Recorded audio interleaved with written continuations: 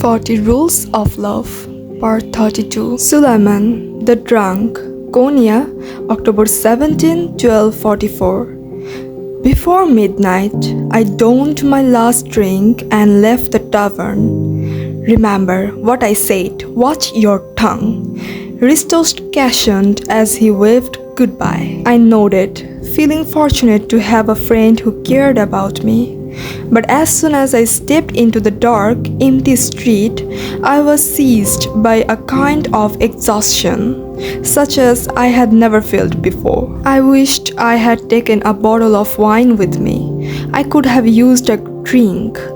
As I tottered with my boots clacking on the broken cobblestones, the sight of the man in Rumi's possession crossed my mind. It pained me to recall the flicker of loathing in their eyes.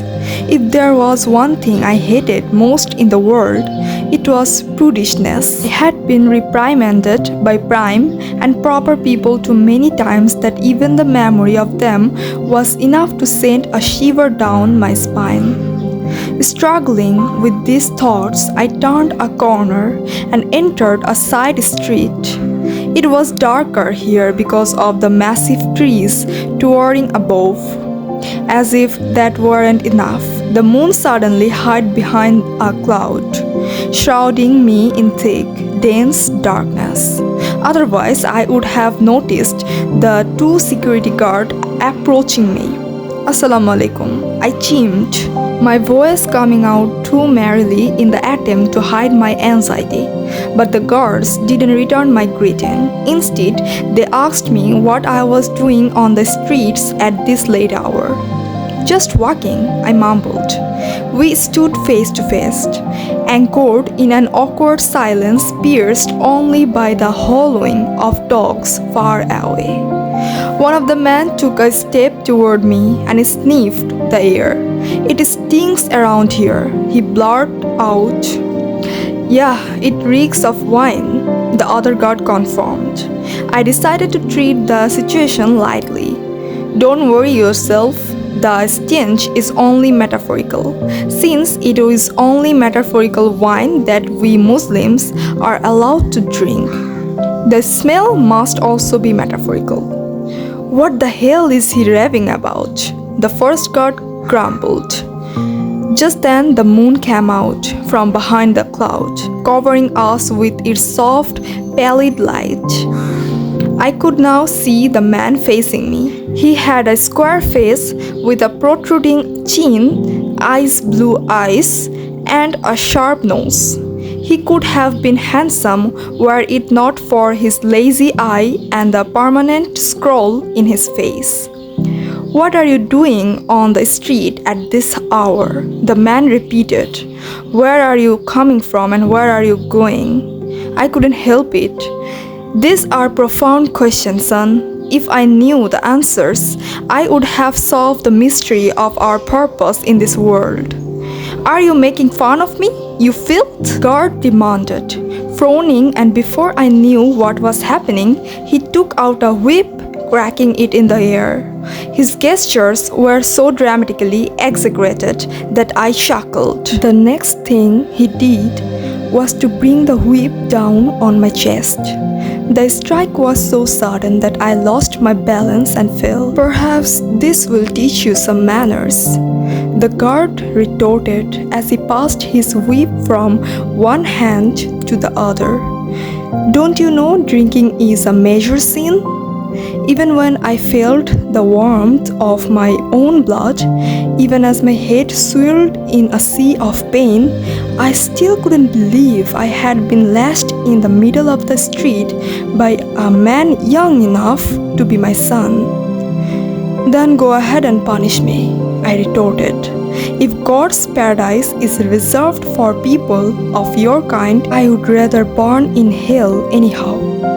In a fit of rage, the young guard started to whip me with all his might.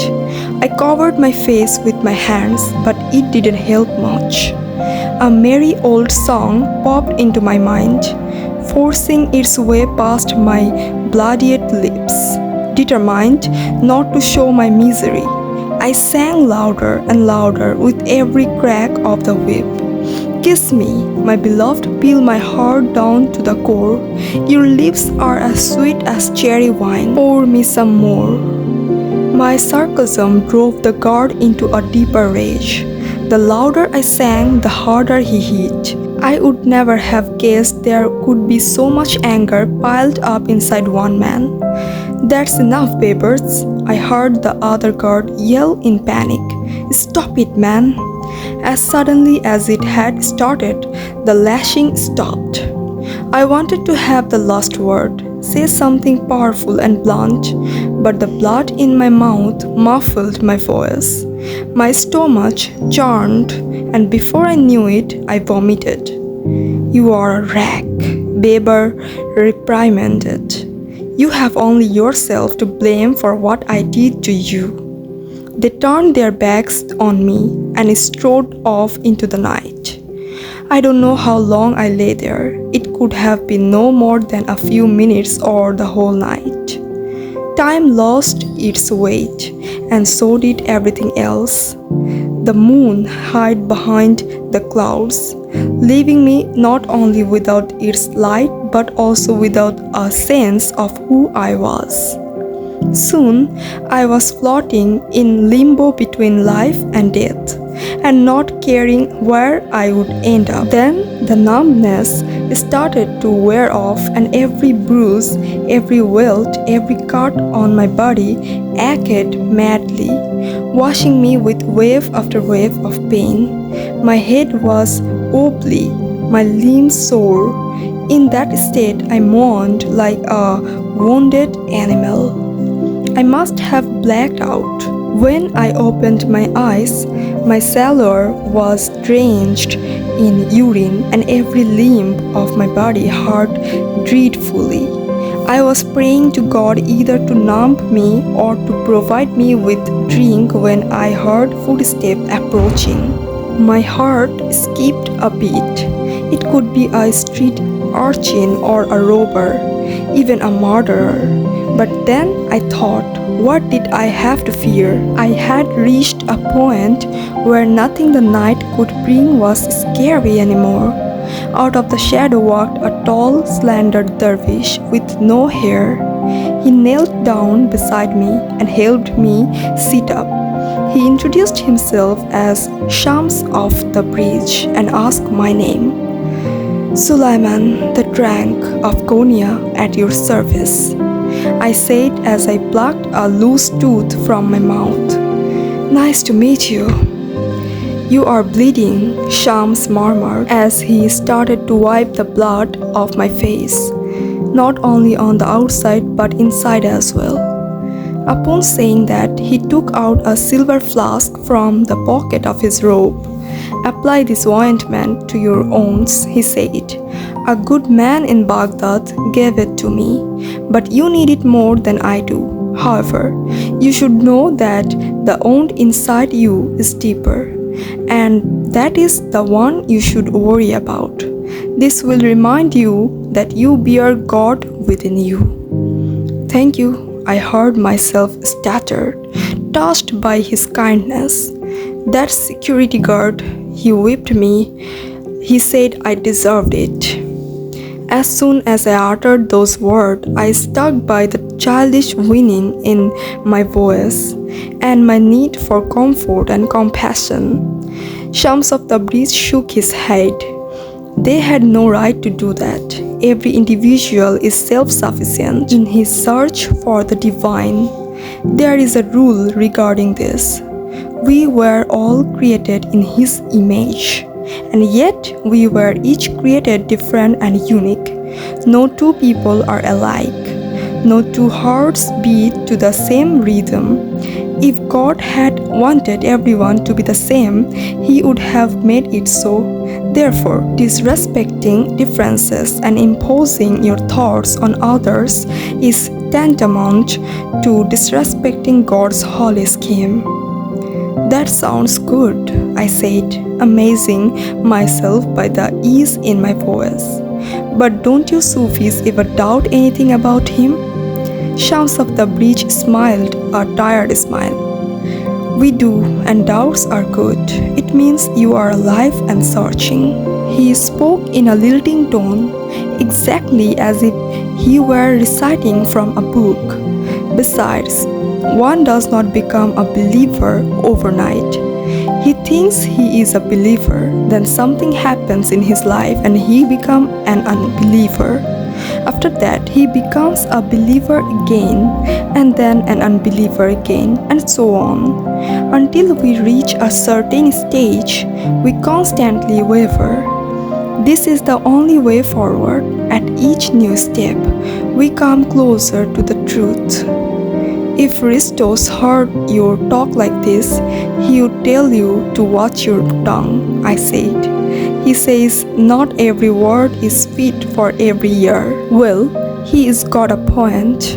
Shams of the bridge let out a brief laugh as he jumped to his feet. Come on, let me take you home. We need to return to your aunt and make sure you get some sleep. He helped me get on my feet, but I could hardly walk. Without hesitation, the dervish lifted me as though I weighed nothing and took me on his back. I warn you, I stink, I mumbled in shame. That's all right, Suleiman, don't worry. In this way, never minding the blood, urine, or stench, the dervish carried me along the narrow streets of Konya. We passed by houses and sheikhs plunged in deep slumber. Dogs barked at us loudly and ferociously from behind the garden walls, informing everyone of our presence. I have always been curious about the mention of wine in Sufi poetry, I said. Is it real or metaphorical wine that the Sufis praise? What difference does it make, my friend? Shams of the bridge asked before he dropped me off in front of my house. There is a rule that explains this. When a true lover of a god goes into a tavern, the tavern becomes his chamber of prayer. But when a wine bibber goes into the same chamber, it becomes his tavern. Everything we do, it is our hearts that make the difference, not our outer appearances. Sufis do not judge other people on how they look or who they are. When a Sufi stares at someone, he keeps both eyes closed and instead opens a third eye, the eye that sees the inner realm.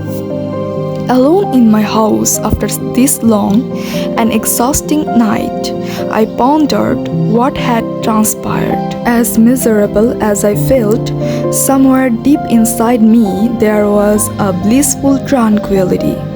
For a fleeting moment, I caught a glimpse of it and yearned to remain there forever. At that moment, I knew there was a God after all, and He loved me. Though it was sore all over, strangely enough, I was not hurting anymore.